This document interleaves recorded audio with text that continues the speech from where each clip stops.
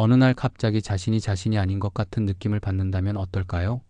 목소리가 달라지고 기억이 끊어지며 마치 다른 사람이 내 몸을 조종하는 것 같은 경험을 한다면 말입니다. 우리 사회에서는 이런 현상을 흔히 빙의라고 부릅니다.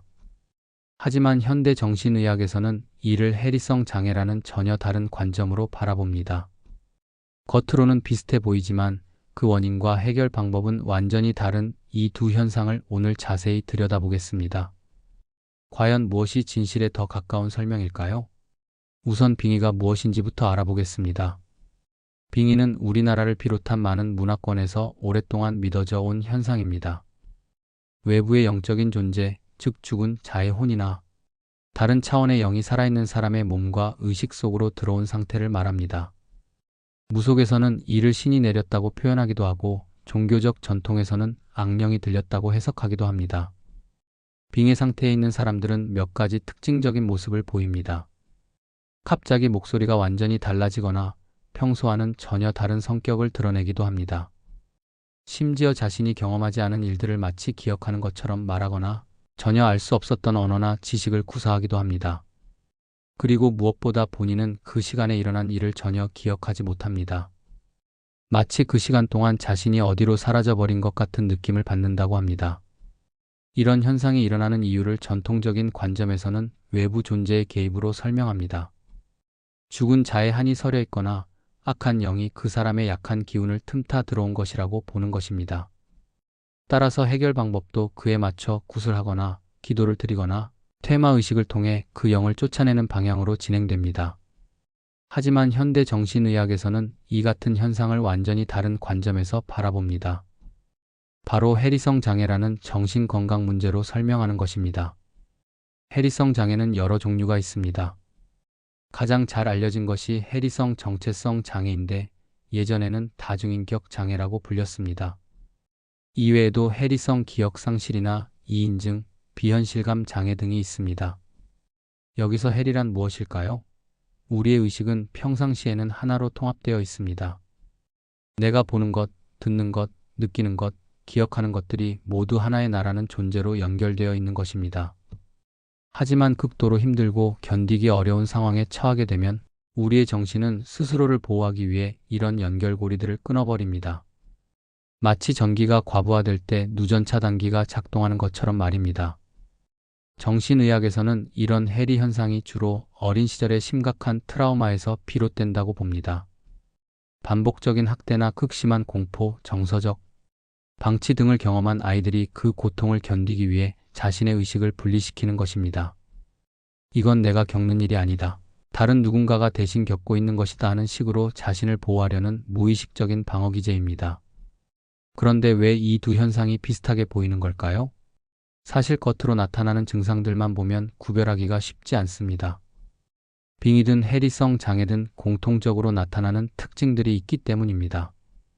가장 대표적인 것이 내가 아닌 것 같다는 느낌입니다. 마치 내 몸이지만 내 몸이 아닌 것 같고 내가 하는 행동이지만 내가 하는 것이 아닌 것 같은 이상한 감각을 경험합니다. 거울을 보면 내 얼굴이지만 낯선 사람의 얼굴 같다고 말하는 사람들도 있습니다. 기억이 일부 끊어지는 것도 공통적인 증상입니다. 특정 시간대에 기억이 완전히 사라져 있거나 자신이 한 행동을 전혀 기억하지 못하는 경우가 있습니다. 주변 사람들이 어제 무슨 일이 있었다고 말해도 본인은 전혀 기억나지 않는다고 합니다. 성격이 갑자기 변하는 것도 두 현상에서 모두 나타납니다. 평소에는 얌전하고 조용한 사람이 갑자기 거칠고 공격적으로 변하거나 반대로 활발한 사람이 갑자기 위축되고 소심해지기도 합니다. 말투나 행동 패턴, 심지어 좋아하는 음식이나 취미까지도 완전히 달라지는 경우도 있습니다. 목소리의 변화도 놀라운 공통점입니다. 같은 사람이 말하는 것이라고는 믿기 어려울 정도로 톤이나 억양, 말하는 방식이 달라집니다.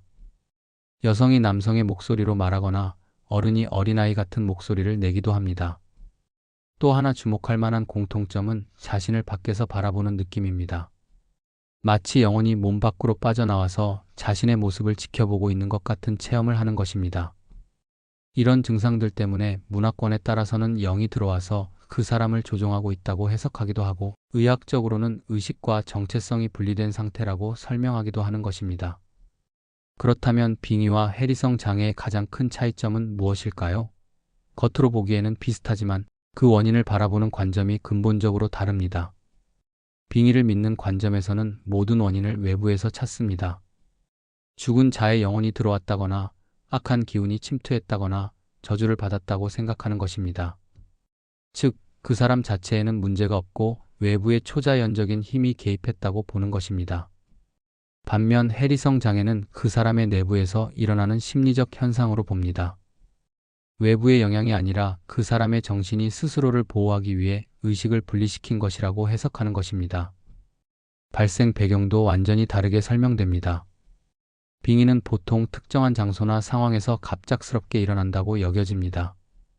영이 서린 곳을 지나가거나 귀신이 나온다는 시간에 혼자 다니거나 부정한 일에 관여했을 때 기운이 약해져서 영이 들어온다고 보는 것입니다. 하지만 해리성 장애는 대부분 어린 시절의 심각한 트라우마에서 시작됩니다. 지속적인 학대나 방치, 극심한 공포 경험 등이 누적되면서 서서히 발달하는 것입니다. 증상이 나타나는 패턴도 차이가 있습니다. 빙의로 해석되는 경우에는 보통 특정한 의식이나 상황에서 증상이 더 심해진다고 봅니다. 제사를 지낼 때나 귀신이 나온다는 시간대 또는 영적으로 민감한 장소에서 더 자주 나타난다고 여겨지는 것입니다. 반면 해리성 장애는 스트레스가 심할 때 악화됩니다. 일상생활에서 받는 압박감이나 불안, 우울감이 클 때 증상이 더 자주 나타나고 더 심해집니다. 가장 큰 차이는 치료 방법에서 드러납니다. 빙의라고 믿는 경우에는 종교적이거나 영적인 방법으로 해결하려고 합니다. 구슬하거나 기도를 드리거나 부적을 지니거나 퇴마 의식을 치르는 것입니다. 즉, 들어온 영을 쫓아내는 것이 목표입니다. 하지만 해리성 장애는 전문적인 심리치료가 필요합니다. 트라우마를 다루고 분리된 의식을 다시 통합하며 건강한 대처 방법을 배우는 것이 치료의 핵심입니다. 의학적 근거의 차이도 중요합니다. 빙의는 주로 문화적 신념이나 종교적 해석에 기반하고 있습니다. 과학적으로 증명된 것이 아니라 전통적으로 믿어져 내려온 것입니다. 반면 해리성 장애는 현대 정신의학의 진단 체계에 포함되어 있습니다. 정신질환 진단 통계 편람에도 명확히 기재되어 있고 전 세계 정신건강 전문가들이 인정하는 질병입니다. 그렇다면 실제 임상 현장에서는 이런 현상을 어떻게 바라볼까요? 세계보건기구와 현대정신의학계에서는 흥미로운 관점을 제시합니다. 빙의 현상 자체를 완전히 부정하지는 않되 이를 문화적 표현을 가진 해리 현상으로 분류하고 있습니다. 이것은 매우 중요한 관점입니다. 즉, 그 사람이 경험하는 현상 자체는 실제로 일어나고 있는 것이지만 그것을 해석하는 방식이 문화에 따라 다르다는 것입니다. 한국 사람은 영이 들어왔다고 표현할 수 있고 서구 사람은 인격이 분리되었다고 표현할 수 있지만 실제로는 같은 정신적 현상이라는 것입니다. 의학적으로는 이런 증상들을 모두 해리 증상으로 설명할 수 있다고 봅니다. 뇌과학의 발달로 해리 상태에서 뇌의 어떤 부분들이 서로 연결이 끊어지는지, 어떤 신경회로에 문제가 생기는지까지 밝혀지고 있습니다. 특히 트라우마를 경험한 사람들의 뇌에서 나타나는 변화와 해리 증상을 보이는 사람들의 뇌 변화가 매우 유사하다는 연구 결과들이 나오고 있습니다. 하지만 이것이 문화적 신념을 완전히 무시한다는 뜻은 아닙니다. 오히려 현대 임상에서는 환자의 문화적 배경을 존중하면서도 안전하고 효과적인 치료를 제공하려고 노력합니다. 환자가 빙의라고 믿고 있다면 그 믿음을 무작정 부정하기보다는 그런 표현 방식을 이해하면서도 실질적인 도움을 줄 수 있는 치료 방법을 찾아가는 것입니다. 해리성 장애가 어떻게 생겨나는지 그 과정을 자세히 들여다보겠습니다. 대부분의 해리성 장애는 어린 시절에 그 뿌리를 두고 있습니다. 아이들은 어른들과 달리 아직 정신적으로 완전히 발달하지 않은 상태입니다. 특히 자아나 정체성이 완전히 형성되기 전인 10살 이전의 시기가 가장 중요합니다. 이 시기에 아이가 감당하기 어려운 극심한 고통을 경험하게 되면 어떤 일이 일어날까요? 반복적인 신체적 학대나 성적 학대, 정서적 방치, 극심한 공포 상황 등에 노출된 아이의 뇌는 생존을 위한 특별한 전략을 사용합니다. 바로 의식을 분리시키는 것입니다. 아이의 무의식은 이렇게 생각합니다. 이 고통스러운 일은 내가 겪는 것이 아니야. 다른 누군가가 대신 겪고 있는 거야. 나는 여기 없어. 나는 천장에 떠서 아래를 내려다보고 있을 뿐이야. 이런 식으로 자신의 의식을 현실에서 분리시켜 버리는 것입니다. 마치 컴퓨터가 과부하될 때 일부 프로그램을 강제로 종료시키는 것과 같습니다. 처음에는 이런 분리가 아이를 보호하는 역할을 합니다. 견딜 수 없는 고통을 피할 수 있게 해주니까요. 하지만 이런 패턴이 반복되면서 아이의 뇌는 이것을 일상적인 대처 방법으로 학습하게 됩니다. 조금만 스트레스를 받아도 의식을 분리시키는 습관이 생기는 것입니다. 더 심각한 경우에는 서로 다른 인격 상태들이 만들어지기도 합니다. 고통을 겪는 인격, 화를 내는 인격, 보호하는 인격, 일상생활을 담당하는 인격 등이 각각 따로 발달하는 것입니다. 이들 인격들은 서로 기억을 공유하지 않기 때문에 한 인격이 경험한 일을 다른 인격은 전혀 모르게 됩니다. 중요한 것은 이 모든 과정이 의식적으로 일어나는 것이 아니라는 점입니다. 아이가 의도적으로 인격을 만들어내거나 기억을 지우는 것이 아닙니다. 극한 상황에서 살아남기 위한 뇌의 자동적인 방어 반응인 것입니다. 이렇게 형성된 해리 패턴은 성인이 되어서도 계속 유지됩니다. 어른이 된 후에도 스트레스를 받으면 어린 시절과 같은 방식으로 의식을 분리시키거나 다른 인격 상태로 전환하게 되는 것입니다. 이때 나타나는 증상들이 바로 빙의와 매우 유사하게 보이는 것입니다. 그렇다면 빙의처럼 보이는 대표적인 해리 증상들을 구체적으로 살펴보겠습니다. 먼저 이인증이라는 증상이 있습니다. 이는 자신의 몸이 자신의 것이 아닌 것처럼 느끼는 현상입니다. 거울을 보면 분명히 내 얼굴인데 마치 낯선 사람의 얼굴을 보는 것 같은 느낌이 듭니다. 내 손을 보면서도 이게 정말 내 손인가 싶은 이상한 감각을 경험합니다. 마치 영혼이 몸 밖으로 빠져나간 것 같은 느낌이라고 표현하는 사람들도 있습니다. 비현실감이라는 증상도 있습니다. 주변 세상이 마치 꿈속 같거나 영화 속 장면 같이 느껴지는 것입니다. 모든 것이 안개에 쌓인 것처럼 흐릿하게 보이거나 소리가 멀리서 들려오는 것 같이 느껴집니다. 현실과 환상의 경계가 모호해지는 것입니다. 가장 극단적인 형태는 해리성 정체성 장애입니다. 이 경우 한 사람 안에 여러 개의 서로 다른 정체성 상태가 존재합니다. 각각의 정체성은 고유한 이름, 나이, 성격, 기억, 선호도를 가지고 있습니다. 어떤 정체성이 주도권을 잡느냐에 따라 그 사람의 말투, 행동, 심지어 필체까지도 완전히 달라집니다. 예를 들어 평소에는 조용하고 내성적인 성인 여성이었는데 갑자기 활발하고 장난기 많은 8살 아이의 정체성으로 바뀔 수 있습니다. 이때 그 사람은 정말로 자신이 8살이라고 믿고 그 나이에 맞는 행동과 말투를 보입니다. 어른의 정체성일 때 일어난 일들은 전혀 기억하지 못합니다. 또 다른 정체성으로는 화를 담당하는 공격적인 성격이 나타날 수도 있습니다. 이 정체성이 나오면 평소와는 완전히 다른 거친 말투와 행동을 보이며 때로는 폭력적인 모습까지 나타낼 수 있습니다. 본래의 온순한 성격과는 정반대의 모습이기 때문에 주변 사람들은 마치 다른 사람이 들어온 것 같다고 느끼게 됩니다. 이런 정체성 전환이 일어날 때 가장 특징적인 것은 기억의 공백입니다. A 정체성에서 B 정체성으로 바뀌면 A 정체성 때의 기억은 완전히 사라집니다. 마치 그 시간 동안 잠들어 있었거나 다른 곳에 있었던 것처럼 느껴지는 것입니다. 이 때문에 주변 사람들이 어제 무슨 일이 있었다고 말해도 전혀 기억나지 않는다고 합니다.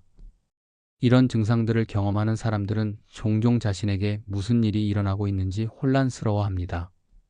특히 우리 문화권에서는 이런 현상을 영적인 것으로 해석하는 경우가 많기 때문에 자신에게 귀신이 들렸다거나 영이 씌웠다고 생각하게 되는 것입니다. 만약 실제로는 해리성 장애인 상황을 단순히 빙의로만 해석한다면 어떤 문제가 생길까요? 가장 심각한 문제는 적절한 치료 시기를 놓치게 된다는 것입니다. 해리성 장애는 조기에 발견하여 전문적인 치료를 받으면 충분히 회복 가능한 질환입니다. 하지만 이를 영적인 문제로만 여기고 굿이나 기도, 퇴마 의식 등에만 의존한다면 근본적인 해결이 이루어지지 않습니다. 시간이 지날수록 증상은 더욱 고착화되고 일상생활에 미치는 영향도 더욱 심각해집니다. 더욱 문제가 되는 것은 환자 본인이 느끼는 죄책감입니다. 빙의라는 관점에서 보면 마치 자신이 부정한 일을 했거나 기운이 약해서 영을 불러들인 것처럼 여겨지기 때문입니다. 주변에서도 왜 조심하지 않았느냐, 왜 그런 곳에 갔느냐 하며 책망하는 경우가 많습니다. 이런 반응은 환자를 더욱 위축시키고 자책하게 만듭니다. 실제로는 어린 시절의 트라우마로 인한 질병인데 환자는 자신이 뭔가 잘못했기 때문에 이런 일이 생겼다고 생각하게 되는 것입니다. 이런 죄책감은 회복을 더욱 어렵게 만듭니다. 치료를 받아야 한다는 생각보다는 자신을 탓하고 숨기려고만 하게 되기 때문입니다. 두려움도 큰 문제입니다. 빙이라고 믿게 되면 언제 또 영이 들어올지 모른다는 불안감에 시달리게 됩니다. 특정 장소를 피하거나 특정 시간대에 외출을 하지 않거나 온갖 부적과 보호장치들에 의존하며 살아가게 됩니다. 이런 회피 행동은 일상생활을 더욱 제약하고 사회적 고립을 가져올 수 있습니다. 특히 위험한 것은 암시 효과입니다. 주변에서 영이 세다거나 특별한 능력이 있다는 식으로 말하면 증상이 오히려 강화되는 경우가 있습니다. 무의식적으로 그런 역할을 연기하게 되거나 기대에 부응하려고 증상을 과장하게 되는 것입니다. 이는 진정한 치유와는 정반대 방향으로 가는 것입니다. 또한 잘못된 치료 방법으로 인한 2차 피해도 심각합니다. 일부 무속인이나 종교인들이 행하는 격렬한 의식이나 과도한 신체 접촉, 금전적 요구 등은 이미 상처받은 환자에게 추가적인 트라우마를 줄 수 있습니다. 특히 어린 시절 학대 경험이 있는 환자에게는 이런 상황 자체가 또 다른 고통이 될 수 있습니다. 그렇다면 영적인 체험은 모두 정신질환일까요? 전혀 그렇지 않습니다. 이 부분을 명확히 구분하는 것이 매우 중요합니다. 종교적 황홀경은 건강한 영적 체험의 대표적인 예입니다. 깊은 기도나 명상 중에 느끼는 평안감이나 초월적 경험, 신과의 합일감 등은 많은 종교에서 긍정적으로 받아들이는 현상입니다. 이런 체험은 통제된 환경에서 일어나며 체험 후에도 일상생활에 긍정적인 영향을 미칩니다. 명상 수행자들이 경험하는 의식 확장 체험도 마찬가지입니다. 깊은 명상 상태에서 자아의 경계가 사라지는 느낌을 받거나 우주와 하나가 된 것 같은 감각을 경험하는 것은 오랜 수행 전통에서 인정받는 현상입니다. 이런 체험은 수행자의 정신적 성장에 도움이 되며 일상으로 돌아와서도 더 나은 삶을 살아가는 데 기여합니다. 샤먼이나 무당의 의식 중에 일어나는 현상도 비슷합니다. 이들은 특별한 훈련을 받았고 의식이 행해지는 맥락과 목적이 분명합니다. 또한 의식이 끝나면 정상적인 의식 상태로 돌아와서 일상생활을 문제없이 영위할 수 있습니다. 그렇다면 건강한 영적 체험과 병적인 해리 증상을 어떻게 구분할 수 있을까요? 가장 중요한 기준은 일상생활 기능의 손상 여부입니다. 건강한 영적 체험은 특정한 상황에서 제한적으로 일어나며 그 체험이 끝난 후에는 오히려 삶의 질이 향상됩니다. 더 평안해지고 더 지혜로워지며 더 자비로운 마음을 갖게 됩니다. 반면 병적인 해리 증상은 통제가 불가능하고 예상치 못한 순간에 갑자기 일어나며 일상생활에 심각한 지장을 줍니다. 또한 건강한 영적 체험은 그 사람의 전반적인 성격이나 가치관과 조화를 이룹니다. 체험 내용이 그 사람의 신념 체계나 종교적 배경과 맞아떨어지는 것입니다. 하지만 병적인 증상은 그 사람의 본래 성격과 완전히 상반되는 모습을 보이거나 해롭고 파괴적인 행동을 하게 만들기도 합니다. 통제 가능성도 중요한 기준입니다. 건강한 영적 체험은 어느 정도 의도적으로 들어가고 나올 수 있습니다. 명상을 시작하고 끝낼 수 있고 의식을 열고 닫을 수 있는 것입니다.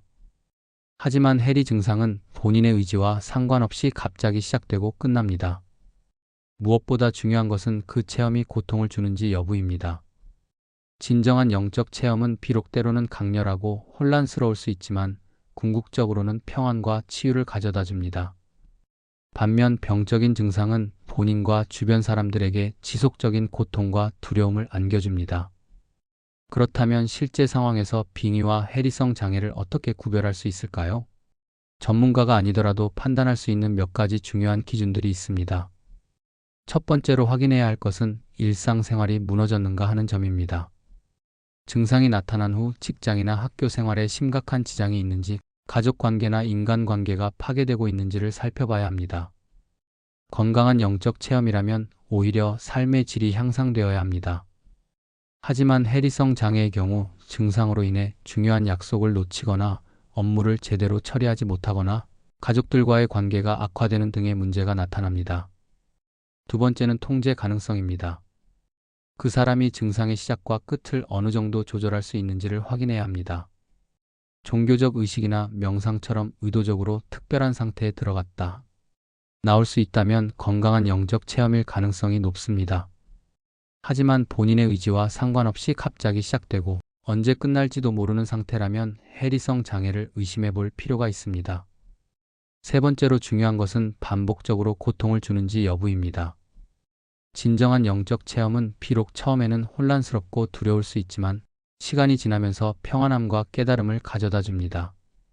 반면 해리성 장애는 증상이 나타날 때마다 본인과 주변 사람들에게 지속적인 고통을 안겨줍니다. 매번 비슷한 혼란과 두려움이 반복된다면 전문적인 도움이 필요한 상황입니다. 네 번째는 기억 공백의 정도입니다. 영적 체험 중에는 평상시와 다른 의식 상태를 경험할 수 있지만 대부분의 경우 그 시간에 무슨 일이 있었는지 어느 정도는 기억합니다. 하지만 해리성 장애의 경우 몇 시간, 심지어 며칠간의 기억이 완전히 사라지는 경우가 있습니다. 주변 사람들이 그 시간 동안 있었던 일을 말해줘도 전혀 기억나지 않는다면 심각한 신호입니다. 다섯 번째로 확인해야 할 것은 자해나 위험한 행동이 동반되는지입니다. 건강한 영적 체험은 자신과 타인을 해치는 행동으로 이어지지 않습니다. 오히려 더 자비롭고 평화로운 마음 상태가 됩니다. 하지만 해리성 장애에서는 특정 인격 상태에서 자해를 하거나 위험한 행동을 하거나 때로는 공격적인 모습을 보이기도 합니다. 여섯 번째는 증상의 발생 패턴입니다. 영적 체험은 대개 특정한 장소나 의식, 명상 등과 연관되어 나타납니다. 하지만 해리성 장애는 일상적인 스트레스 상황에서도 갑자기 증상이 나타납니다. 직장에서 상사에게 꾸중을 들었다거나 가족과 갈등이 생겼다거나 하는 평범한 상황에서도 갑자기 인격이 바뀌거나 의식을 잃는다면 의학적 관심이 필요합니다. 이런 기준들 중에서 여러 개가 해당된다면 반드시 정신건강 전문가의 상담을 받아야 합니다. 특히 일상생활 기능 손상과 통제 불가능성, 반복적인 고통은 가장 중요한 경고 신호입니다. 결론적으로 빙의와 해리성 장애는 겉으로 보기에는 매우 비슷한 현상입니다. 하지만 그 원인에 대한 해석과 치료 접근 방식은 근본적으로 다릅니다. 빙의는 외부의 영적 존재가 개입한 것으로 보고 종교적 의식을 통해 해결하려 하지만 해리성 장애는 내부의 심리적 분리 현상으로 보고 전문적인 심리 치료를 통해 접근합니다. 현대의학에서는 대부분의 빙의 현상을 해리성 증상으로 설명할 수 있다고 봅니다. 뇌과학의 발달로 해리 상태에서 일어나는 신경학적 변화들이 밝혀지고 있고 트라우마와 해리 증상 사이의 연관성도 명확히 증명되고 있습니다. 하지만 이것이 문화적 신념을 완전히 부정한다는 의미는 아닙니다. 오히려 환자의 문화적 배경을 존중하면서도 안전하고 효과적인 치료를 제공하는 것이 현대 임상의 방향입니다. 중요한 것은 그 현상이 무엇으로 불리든 관계없이 고통받는 사람에게 실질적인 도움을 주는 것입니다. 무엇보다 먼저 안전을 확보하는 것이 가장 중요합니다. 증상으로 인해 일상생활이 무너지고 있다면 그것이 영적인 문제인지 의학적 문제인지를 따지기보다는 우선 전문가의 도움을 받아야 합니다. 올바른 진단과 적절한 치료를 통해 충분히 회복될 수 있는 상태를 방치해서는 안 됩니다. 또한 주변 사람들의 이해와 지지도 매우 중요합니다. 환자를 비난하거나 책망하기보다는 전문적인 도움을 받을 수 있도록 격려하고 지원하는 것이 필요합니다. 특히 가족들의 올바른 이해가 환자의 회복에 결정적인 역할을 합니다. 통제되지 않는 의식 변화는 영적 문제가 아니라 먼저 심리적 안전 문제로 보는 것이 합리적입니다. 오늘은 여기까지입니다. 시청해주셔서 감사합니다. 구독, 좋아요, 알림 설정은 큰 힘이 됩니다.